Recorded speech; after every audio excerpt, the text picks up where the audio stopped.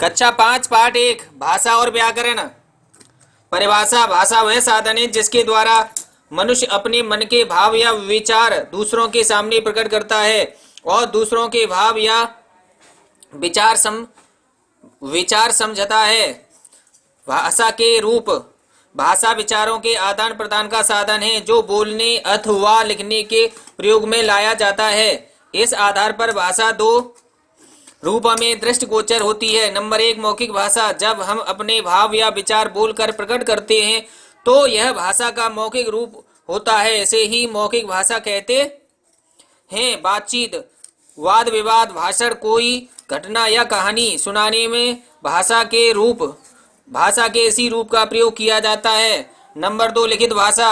जो कुछ लिखा और पढ़ा जाता है वह भाषा का लिखित रूप होता है। इसे ही लिखित भाषा कहते हैं। पत्र, लेख, पुस्तक, कहानी, समाचार पत्र, पत्रिकाओं आदि में भाषा के इसी रूप का प्रयोग किया जाता है।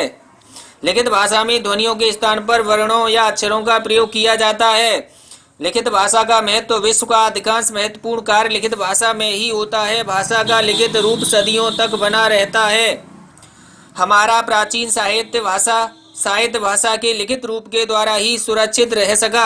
यदि भाषा का लिखित रूप न होता तो आज हम अपने प्राचीन साहित्य तथा संस्कृत को जानने तथा अध्ययन करने से वंचित रह जाते। इसलिए कहा जा सकता है कि भाषा का लिखित रूप स्थायी तथा महत्वपूर्ण होता है।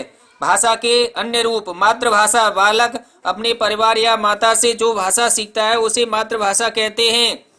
किसी हिंदी भाषी परिवार में जन्म लेने वाला बालक प्रारंभ से ही हिंदी भाषा के परिवेश में रहकर हिंदी सीख सकता है। यही उसकी मातृभाषा होगी। राष्ट्रभाषा। कोई भाषा विकसित होते होते जब इस स्थिति में पहुंच जाती है कि संपूर्ण राष्ट्र के अधिकांश लोग दैनिक जीवन में उसका व्यवहार करने लगते हैं तो वह राष्ट्रभाषा का स्थान ले लेती है। हमारे देश की राष्ट्रभाषा हिंदी है। जिस क्षेत्र में जो भाषा बोली जाती है वह उस क्षेत्र के नाम पर जानी जाती है। भारत में अनेक भाषाएं बोली जाती हैं। इनमें प्रमुख है हिंदी, अंग्रेजी, उर्दू, पंजाबी, गुजराती, मराठी, बंगाली, कन्नड़, मलयालम, तमिल, तेलुगु, असमी, उड़िया, डोगरी, कश्मीरी आदि। यदि भाषा न होती तो हम गूंगे बहरों की तरह व्यवहार करते। संसार में अनेक भाषाएं बोली जाती हैं जैसे हिंदी, अंग्रेजी, रोमन, फ्रेंच, चीनी, उर्दू, फारसी, अरबी, जापानी, स्पेनिश, लैटिन आदि। बोली भाषा जैसे जैसे विकसित होती जाती है वैसे विस्तार पाती है तथा उसका क्षेत्र भी बढ़ता जाता है। इस कारण इसमें परिवर्तन आते रहते हैं। ये परिवर्तन किसी अन्य छोटी भाषा को जन्म देते हैं। ये छोटी भाषा बोली कहलाती है। सामान्यतः भाषा के क्षेत्रीय रूप को बोली कहते हैं। बोली में ब्रज भाषा, अवधी भाषा, हरियाणवी ये सब आती हैं। मैथिली, अवधी भाषा के अंग। भाषा अपने विचारों की अभिव्यक्ति के लिए जिसका आश्रय लेती है वे ही ध्वनि, वर्ण, शब्द, वाक्य और लिपि ये भाषा के अंग कहलाते हैं। भाषा को लिखने का ढंग लिपि कहलाता है। विभिन्न भाषाएं भिन्न भिन्न प्रकार से लिखी जाती हैं। संस्कृत हिंदी तथा मराठी देवनागरी लिपि में लिखी जाती है। उर्दू फारसी में लिखी जाती है। पंजाबी गुरुमुखी में लिखी जाती है। अंग्रेजी रोमन लिपि में लिखी जाती है। इसी प्रकार विभिन्न भाषाएं विभिन्न लिपियों में लिखी जाती हैं। व्याकरण।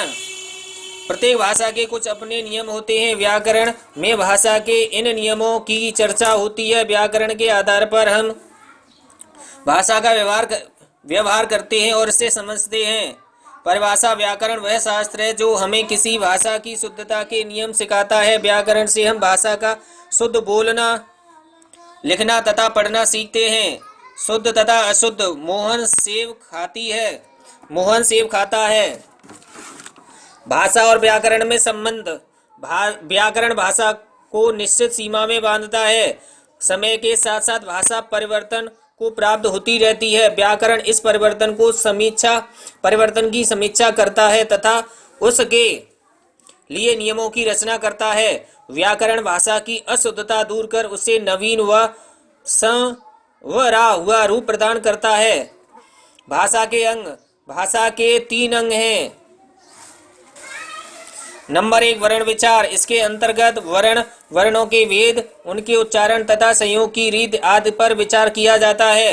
नंबर 2 शब्द विचार। इसके अंतर्गत शब्द के रूप, भेद, महत्व, उनकी उत्पत्ति और रचना आदि पर विचार किया जाता है। नंबर 3 वाक्य विचार। इसके अंतर्गत वाक्य भेद, वाक्य विश्लेषण, वाक्य रचना तथा विराम चिन्हों आदि पर ध्यान दिया जाता है।